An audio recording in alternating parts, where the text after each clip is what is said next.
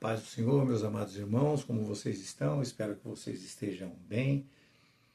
Estamos hoje trazendo para os irmãos a nossa lição número 10, que fala sobre a expansão da igreja. Nós estamos estudando neste trimestre a igreja em Jerusalém. Atrasamos um pouco devido a problemas de saúde, acho que todos vocês já sabem disso. Mas hoje nós estamos colocando em dia, né? Teria que ser dada ontem esta aula, estamos colocando em dia e acredito que na semana que vem, se Deus assim o permitir, nós já estaremos cumprindo os nossos compromissos nas datas que nós já havíamos estabelecido já há muito tempo com os irmãos. Mas vamos lá, vamos começar a falar um pouco sobre a expansão da igreja. Meus irmãos, nós já temos falado muito neste trimestre sobre a perseguição que a igreja sofreu. Agora vejam, as coisas, meus amados, elas acontecem aos poucos e elas vão se agravando. Quando a igreja nasce, lá no Pentecostes, os curiosos presentes ali, eles já vinham com certos questionamentos, com interrogações. Isso está lá em Atos 2, no capítulo Atos capítulo 2, no versículo 12, meus amados. E conforme a igreja crescia e aumentava ali a sua influência, ela passou a ser vista como uma nova concorrente da fé que já estava estabelecida pelos judeus, né? Eles já tinham a fé deles, eles já tinham todo aquele compromisso com Deus no sentido da expectativa deles. Então Jesus veio e trouxe para eles ali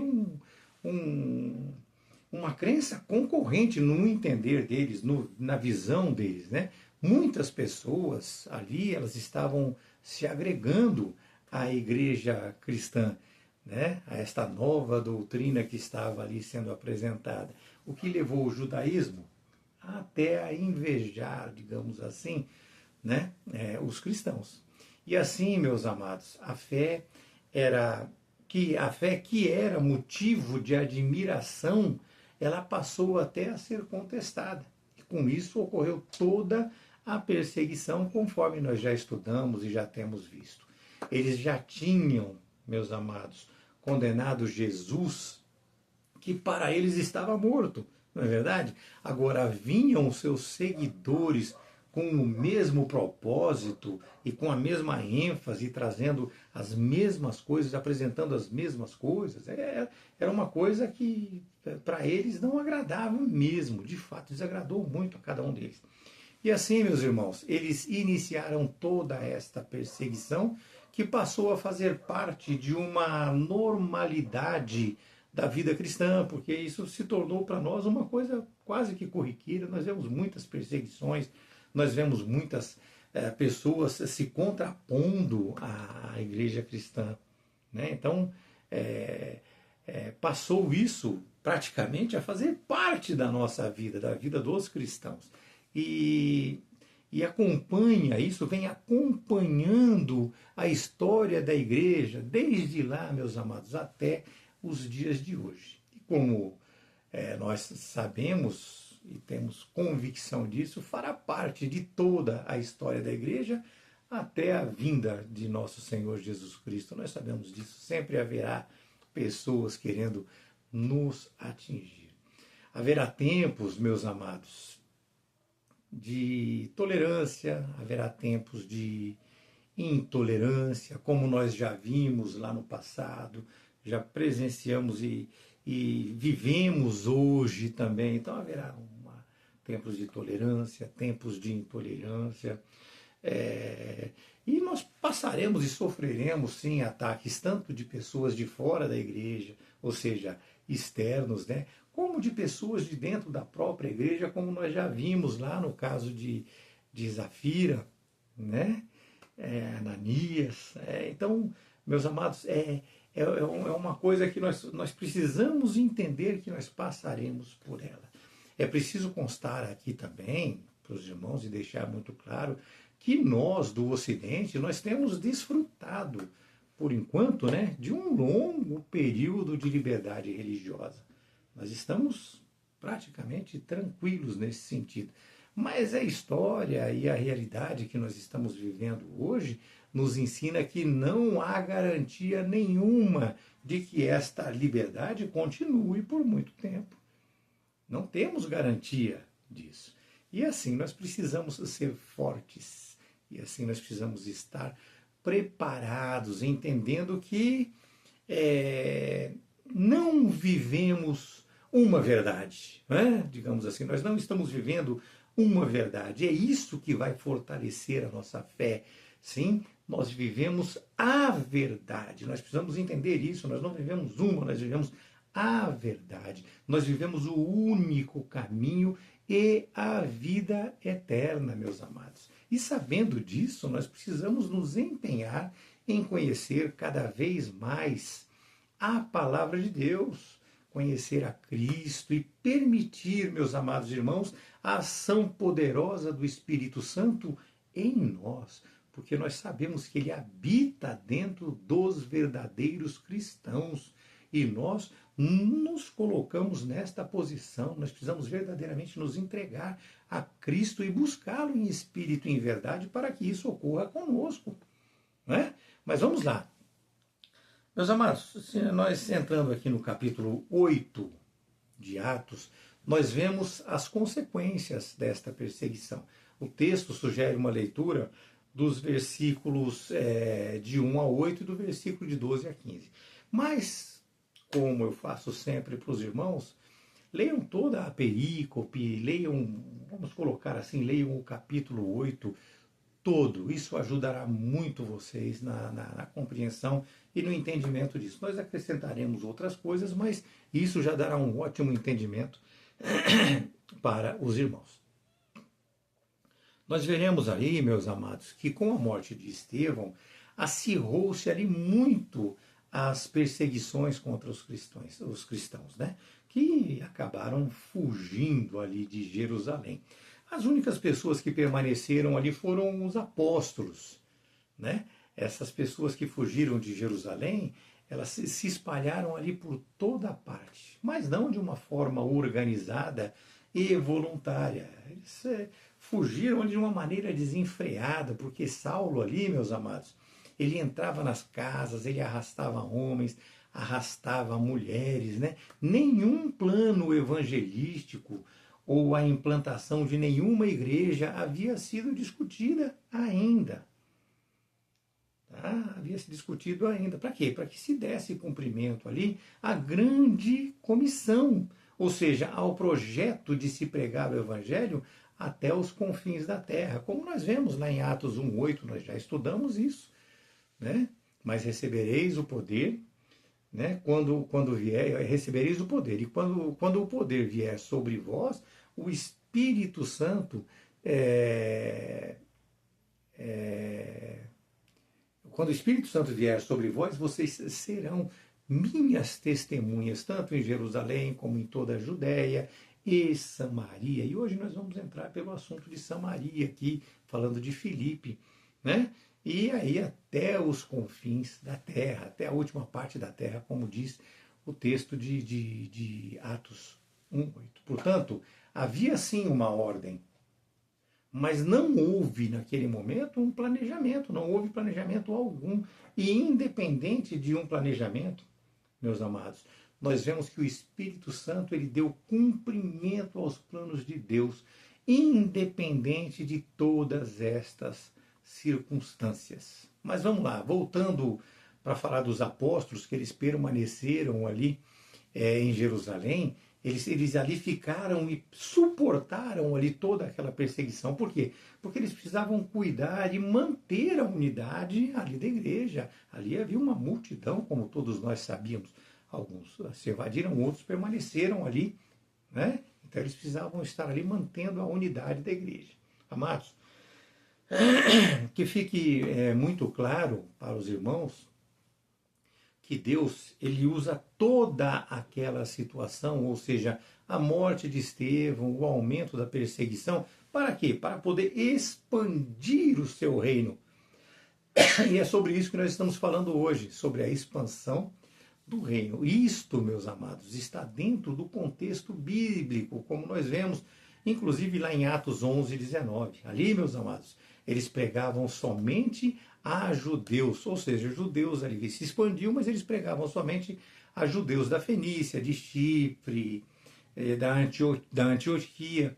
E nós vemos claramente, meus amados, o entendimento de que Deus usa, através desse texto, né, de Atos 11, 19, nós vemos também que Deus usa situações para cumprir os seus propósitos. Nós vemos isso através de José do Egito, que ele tinha plena consciência de que Deus havia usado todas as circunstâncias pelas quais ele passou, né, para preservar o povo de Deus. Gênesis 41, 7. Nós entendemos dessa maneira. Um outro fato também, meus amados, que embora os crentes tenham se dispersado, nós precisamos prestar muita atenção nisso, eles não perderam a sua motivação por conta disso. Eles não perderam a sua motivação. Foram dispersos, mas não perderam a motivação, não. O alvo de uma perseguição religiosa, nós entendemos que é sempre acabar com a fé, ou seja, acabar com a voz concorrente da outra fé, não é verdade? É tirar o ânimo dessas pessoas, o que não aconteceu com a igreja de Jerusalém. Expulsos, né, de seus habitats naturais, os cristãos difundiam a fé em Cristo por onde quer que eles iam, por onde quer que eles passassem.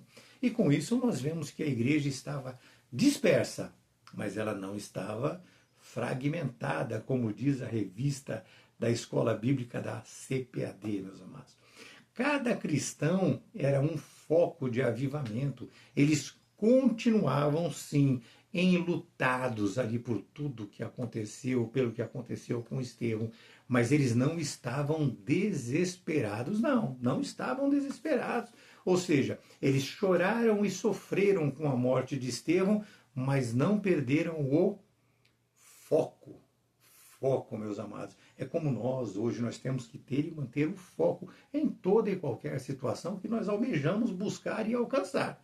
Né? Pelo contrário, eles estavam ali, sem perder o foco, eles estavam ali muito motivados e inspirados a pregar o nome de Jesus. A pregar o nome de Jesus. Estevão e Filipe, meus amados, eles foram dois personagens, né, chave da igreja. Estevão como apologista, né, do evangelho, nós já vimos isso, como um mártir da igreja, como também nós já vimos isso na aula passada. E Filipe, hoje nós estamos aqui falando dele, ele como evangelista, e que foi o primeiro a cumprir na íntegra o texto de Atos 1:8 que nós acabamos de falar para os irmãos, ir e pegar em Samaria e para todos os povos e nações. Por quê, meus amados? Por quê, meus amados? Jesus, quando nós falamos de Samaria, nós vemos ali que Jesus ele já havia pregado ali. Ele pregou ali para a mulher samaritana. Nós estudamos isso no trimestre passado, lá em João 4, João capítulo 4. Tenho certeza que vocês se lembram disso. Amados, entendam que os judeus consideravam os samaritanos uma seita herética. Por quê? Pelas diferenças religiosas e culturais que eles tinham. Houve uma primeira quebra de barreiras ali feita por Jesus lá em João 4, e depois, com a dispersão da igreja, Filipe pregou ali, se deslocou para lá e pregou. Ele também pregou,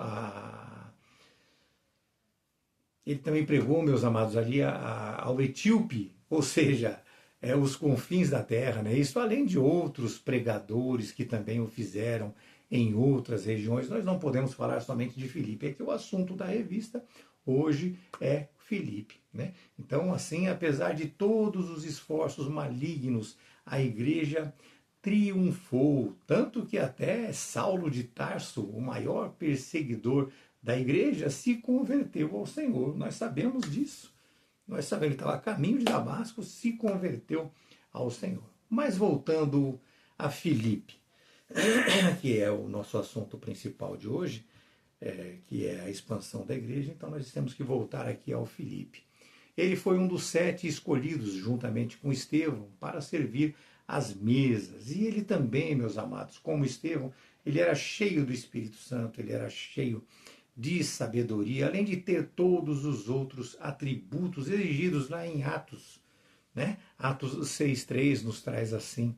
Ele evangelizava por onde quer que ele passava. Ele fazia a diferença na expansão da Igreja de Cristo. E assim, nós vemos, meus irmãos, que através de Estevão e Felipe, Deus não somente usava os presbíteros e apóstolos, mas também os serviçais como instrumentos poderosos do seu Espírito.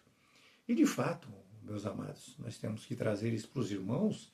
Como nós sabemos, o Espírito, ele veio sobre toda a carne, não é assim? Em Atos 2,17, ele veio sobre toda a carne. Se entregue verdadeiramente ao Espírito Santo, se permita ser usado por ele. É isso que nós temos que falar para os irmãos. E é desta forma que deve ser de fato, né? É desta forma que deve ser de fato. É a unção que você tem que vai determinar aquilo que você vai fazer, e não a sua escolha por uma função ou uma função que é delegada a você que vai te dar a unção. Não, Deus ele vai dar unção a quem ele quer, sabe? Então é isso, meus amados, é a unção que vai dizer quem você é. Se você vai ser um diácono, se você vai se elevar a um presbitério, a um pastorado, e não é se elevar. Quando a gente fala se elevar, a gente quer dizer num posto humanamente entendido, porque todos, desde o cooperador, desde o membro, menor membro ali da igreja, até o pastor, tem a mesma relevância para Deus, né? Então é desta maneira, sabe? Não é a escolha ou a delegação de uma função que vai te dar a unção é sua, é Deus quem te dá. Mas voltando a Filipe, vamos voltar que esta aula é uma aula tranquila, então eu quero que ela siga dessa maneira, senão a gente começa a se aprofundar em certos assuntos e ela se torna uma aula muito longa. Isso não vai acontecer hoje. Então vamos lá, voltando a Filipe, meus amados, entre outros pregadores, nós vemos que ele tinha a unção do Espírito Santo, sabe? Ele fugia da perseguição e concomitantemente a isso, ele pregava a palavra, movendo-se estritamente, vejam bem, estritamente através de 3 eixos. Não é verdade? Esses eixos, né, vamos dizer assim, que levaram a igreja a ter a expansão que ela teve e que é o que deve ser ministrado ao mundo. Nós precisamos entender que esses 3 eixos é o que deve ser apresentado ao mundo. Ou seja, é o ministério logocêntrico, vejam bem, entendam bem isso, é o ministério logocêntrico. E o que é o ministério logocêntrico? Logocêntrico é apresentar o logos, ou seja, apresentar a palavra. Isso está em Atos 8,4. A sua pregação em Samaria teve este fundamento. Tanto que os apóstolos que estavam em Jerusalém, ao ouvir sobre isto, enviaram para lá quem? Pedro e João. Isso está em Atos 8,14. Né? E Pedro e João foi lá para ajudá-lo, dando-lhe o quê? O suporte necessário para toda essa expansão. Sabe?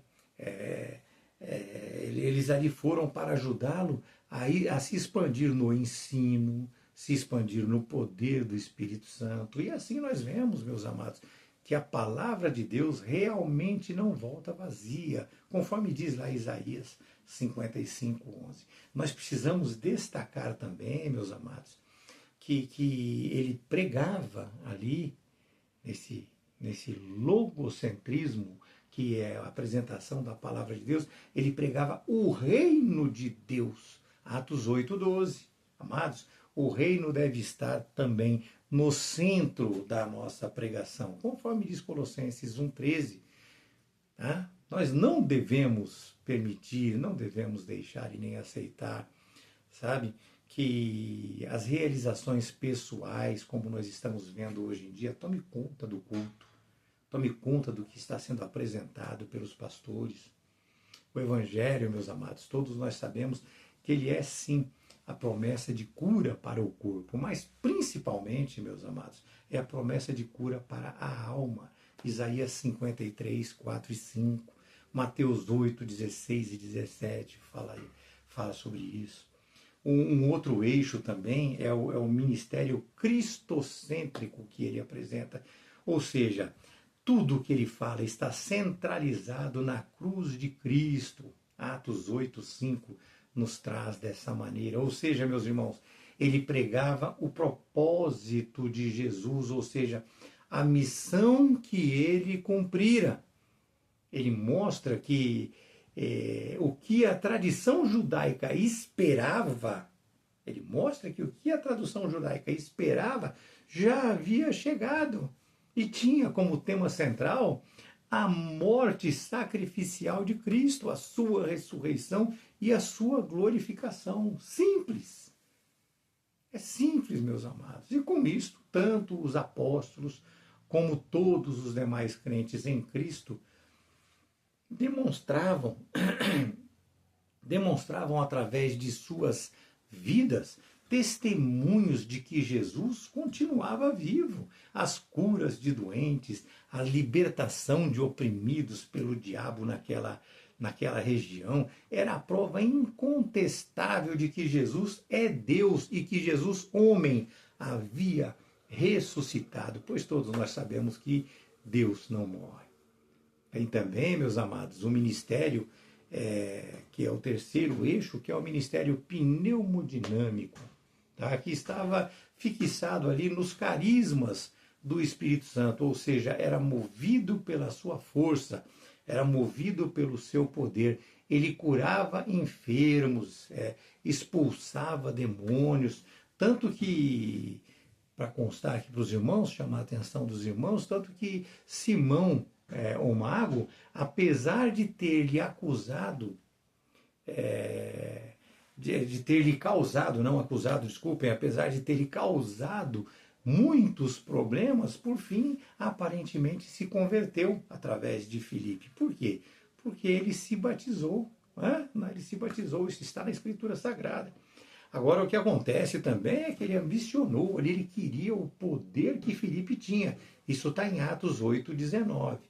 Porque ele estava ali impressionado com o poder e a unção dele. Atos 8, 13 fala sobre isso.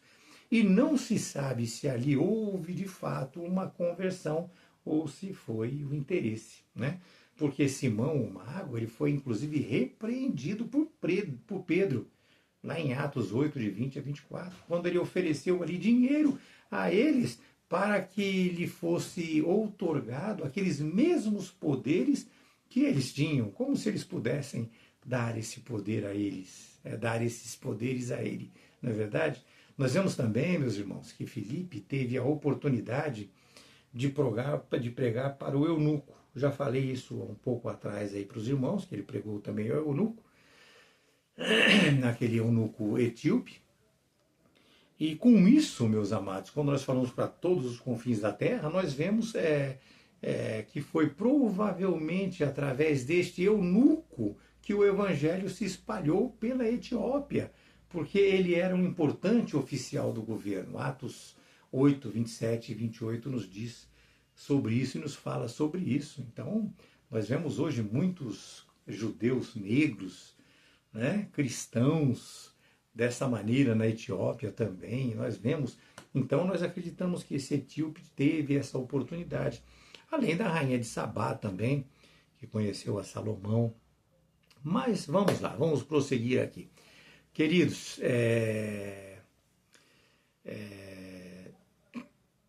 para deixar claro para os irmãos, a rainha de Sabá, ela não apresentou a Cristo, ok? Eu digo que tudo isso fez parte, tudo fez um contexto, né? Tudo isso, a apresentação de tudo isso formou o contexto. Mas vamos lá. Sem a capacitação, meus amados, dada pelo Espírito Santo, a vida e o ministério de Filipe, Ou seja, o evangelho ele não teria surtido todo aquele efeito ali em Samaria. Além, é claro, do suporte feito pelos apóstolos a ele. Percebemos assim que os apóstolos começaram a visitar os campos missionários e com isso ficou ali na direção da igreja de Jerusalém Tiago. Né? Tanto que Tiago foi morto por Herodes, lá no capítulo 12 de Atos, nós vamos dar uma olhada nisso também. Ele foi morto ali por Herodes. Amados, o Espírito Santo foi e é a grande força motriz que impulsionou e impulsiona até os dias de hoje a igreja. Né? A igreja. É ele que traz todo esse desenvolvimento. Sabe? Ele foi enviado por Deus, nós sabemos disso, para estar conosco para sempre. E assim nós entendemos que além de evangelizar, nós precisamos formar discípulos. Formar discípulos. É dessa maneira. O Espírito Santo é em nós e nós formarmos discípulos com o Espírito Santo neles, mostrarmos que eles têm que se entregar verdadeiramente a Deus e buscar todo o poder do Espírito Santo para que eles possam atuar e agir assim também. Porque, meus amados, há a necessidade, extrema necessidade da ação do Espírito Santo sobre todo o cristão em todos os sentidos. Tá? Em todos os sentidos. Mas vamos lá. Para encerrar, como eu falei, uma aula bastante tranquila. Vejam, meus amados, que o Novo Testamento, lá no Novo Testamento, Filipe foi chamado de evangelista. E também Timóteo, né? Timóteo também, ele foi chamado desta maneira por Paulo. Hoje, meus amados, cada um de nós precisamos nos preparar para isto. Nós temos que nos tornar, sim, evangelistas. Nós temos em nós o caráter necessário. Nós temos em nós o caráter necessário. E precisamos ter, se não for assim, não estamos dentro do contexto dos chamados para Cristo. Né? Então, nos ensina muito claramente 1 Timóteo 3, 2 e 4. 3 de 2 a 4. Fala o quê? Fala que o bispo não deve ser... o bispo ele deve ser irrepreensível, né? Marido de uma só esposa, vigilante, sóbrio, de bom comportamento, hospitaleiro, apto para ensinar. Então nós precisamos nos preparar. Nós não podemos ser dado ao vinho, não podemos ser espancadores, não cobiçosos do lucro imundo. Nós precisamos ser pacientes, não contenciosos, é isso mesmo, não avarentos, né? Nós precisamos entender que nós precisamos governar bem a nossa própria casa, sabe? Nós temos que ter os nossos filhos sobre nossa sujeição, não é submissão, sujeição. Eles têm que concordar conosco, nós temos que orientá-los, ensiná-los a verdade que é Cristo. É desta maneira. E nós precisamos fazer isso com toda a seriedade, meus amados. Nós precisamos também buscar o conhecimento, assim como eles buscaram. Porque sem o conhecimento não se consegue evangelizar. O Espírito Santo te fará lembrar, é assim que diz a palavra de Deus. E você consegue lembrar do quê? Daquilo que você aprendeu, daquilo que você leu, daquilo que você estudou. Então, nós precisamos, de fato, estudar as Escrituras Sagradas, pois não há como dissociar o Deus da palavra de Deus. Tem que estar sempre ali ligados. E é assim que manteremos, né, a Igreja de Cristo na expansão conforme já vem ocorrendo. Porque o alvo é pregar a palavra até que Cristo Jesus volte, meus amados. Até que Cristo Jesus volte. Que Deus abençoe, que nós possamos nos empenhar cada vez mais neste sentido. Aprender para nos preenchermos das verdades cristãs e espalhar as boas novas pelo mundo afora. Que Deus te abençoe, que você tenha uma semana abençoada, sempre na presença de nosso Senhor Jesus Cristo. Que Ele te traga muita saúde, muita paz e muita comunhão familiar. Amém? Deus abençoe a todos.